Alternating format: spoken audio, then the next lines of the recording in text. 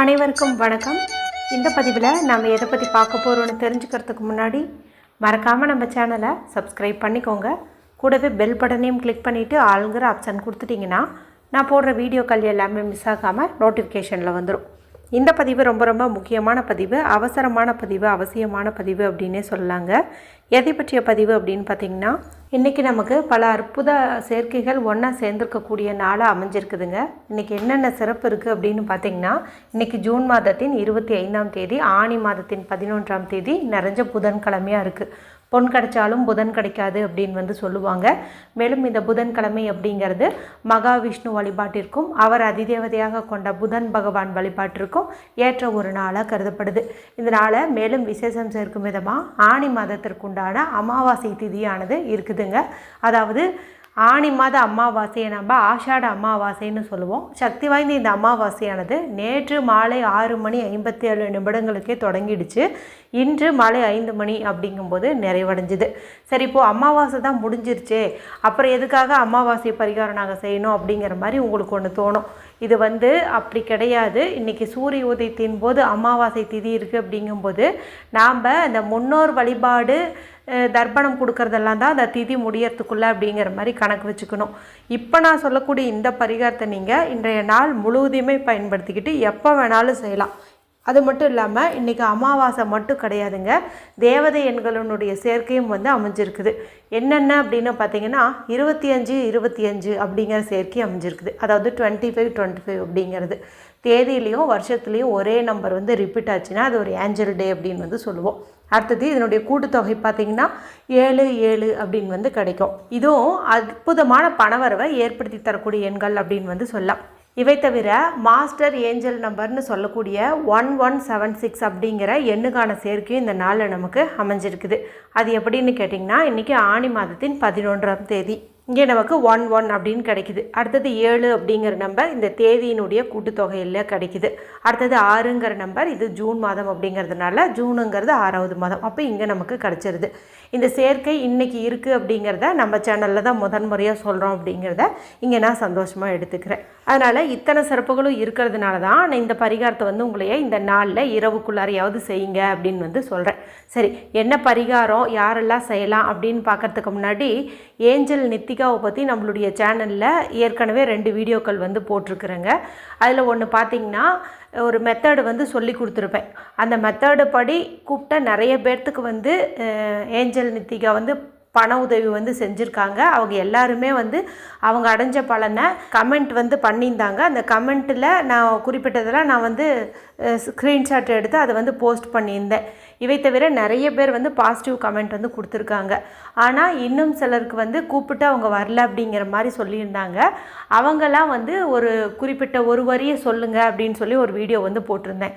உங்களில் யாருக்காவது அவசர பண தேவை இருக்குது, உடனடி பண தேவை இருக்குது, நீங்கள் ஆல்ரெடி ஏஞ்சல் நெத்திகாவை நம்மளுடைய சேனலை பார்த்து அதன்படி கூப்பிட்டீங்க, ஆனால் அவங்க வரல அப்படிங்கும்போது இன்றைக்கி நான் மதியம் போட்ட வீடியோவில் ஒரு முறை சொல்லியிருப்பேன். அதன்படி நீங்கள் கூப்பிடும்போது கண்டிப்பாக அவங்க வருவாங்க, உங்களுடைய பண தேவையை பூர்த்தி செய்வாங்க அப்படின்னே சொல்லலாம்.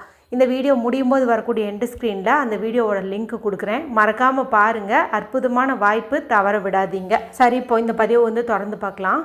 இப்போ நான் சொல்லக்கூடிய இந்த பரிகாரம் நம்மளுடைய நிறைவேறாத விருப்பங்கள் எல்லாத்தையுமே நிறைவேற்றி தரக்கூடியதாகவே இருக்கும். குறிப்பாக இந்த பரிகாரத்தை தங்களுடைய கஷ்டத்தை சொல்லி நீங்கள் வேண்டிக்கவே கூடாது. அதாவது இப்போ நான் சொல்கிற மெத்தடை எனக்கு ரொம்ப கஷ்டமாக இருக்குது, கடன் தொல்லையால் நான் ரொம்பவுமே வாழ்வா சால்வான்னு போராடுறேன், குழந்தை பாக்கியம் இல்லாமல் ரொம்பவும் கஷ்டப்படுறேன், திருமணம் தடையாகிட்டே போகுது, சொந்த வீடு அமைய மாட்டேங்குது, நோயாக இருக்குது அப்படிங்கிற மாதிரி நீங்கள் ஒரு வார்த்தை கூட சொல்லிடக்கூடாது. அது ரொம்ப ரொம்ப முக்கியம்.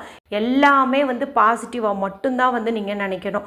அதாவது என்னென்ன பிரச்சனை இருக்கோ அதெல்லாம் தீரணும்னா என்ன வேணுமோ அதை மட்டும்தான் நீங்கள் கேட்கணும். கடன் இருக்குதுன்னா பணம் வேணும்னு கேளுங்க, நோய் இருக்குன்னா ஆரோக்கியம் வேணும்னு கேளுங்க.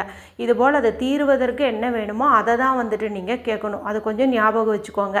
சரி, இது யாரெல்லாம் செய்யலான்னு கேட்டிங்கன்னா, நான் சொன்ன மாதிரி விருப்பங்கள் நிறைவேறணும்னு நினைக்கிற ஆண்கள் பெண்கள் யார் வேண்டுமானாலும் செய்யலாம். பெண்கள் இது பீரியட்ஸ் டைமில் செய்யலாமான்னு கேட்டால் தாராளமாக செய்யலாம். பிறப்பை பற்றிட்டு இருந்தாலும் தாராளமாக செய்யலாம்.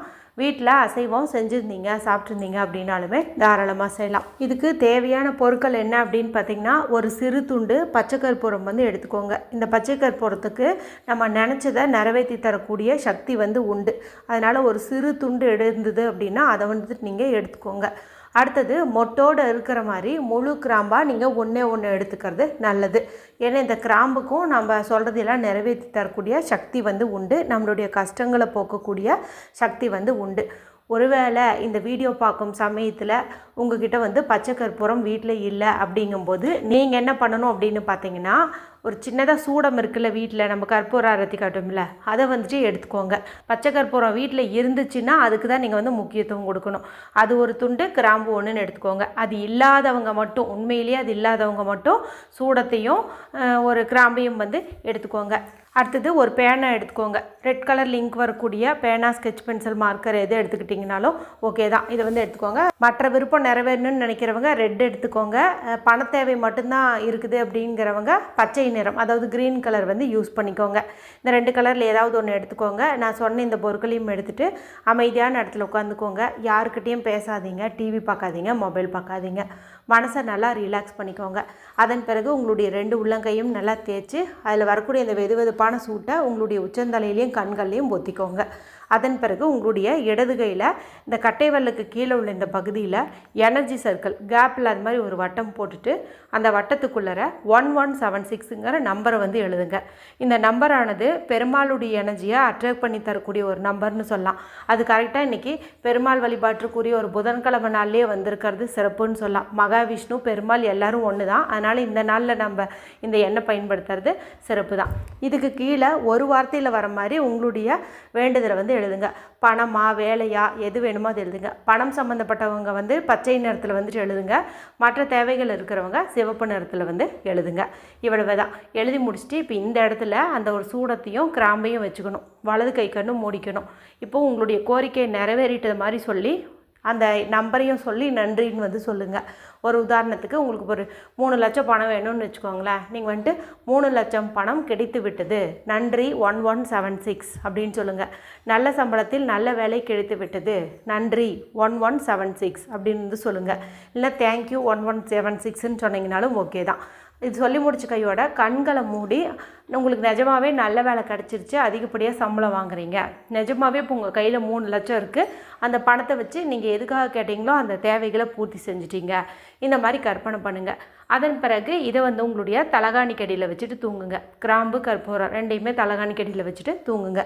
இன்று இரவு நீங்கள் நிம்மதியாக தூங்குவீங்க. இப்போ நாளை காலையில் எழுந்ததோ முதல் வேலையாவோ இல்லை டைம் கிடைக்கும் போதோ இந்த கற்பூரத்தையும் இந்த கிராம்பையும் சேர்த்து நீங்கள் எரிச்சிருங்க. அவ்வளவே தான் நம்ம செய்ய வேண்டியது. இது செஞ்சதுக்கப்புறம் குளிக்கணுமான்னு கேட்டிங்கன்னா அப்படி இல்லை, இதெல்லாம் உங்களுடைய விருப்பம்தான். ஜஸ்ட் இதை நீங்கள் எரிச்சிட்டிங்க அப்படின்னா போதும். பரிகாரம்னு பார்க்கும்போது ரொம்ப ரொம்ப சிம்பிளான பரிகாரம் தான். ஆனால் இன்றைக்கி நம்ம செய்யும்போது அற்புதமான பலன்கள் வந்து கிடைக்கும். அதனால் எல்லோரும் செஞ்சு பலனடையுங்க. வீடியோ பிடிச்சிருந்தால் மற்றவங்களோட ஷேர் பண்ணுங்கள், லைக் பண்ணுங்கள். மற்றும் ஒரு பயனுள்ள பதிவில் உங்களை சந்திக்கிறேன். நன்றி, வணக்கம்.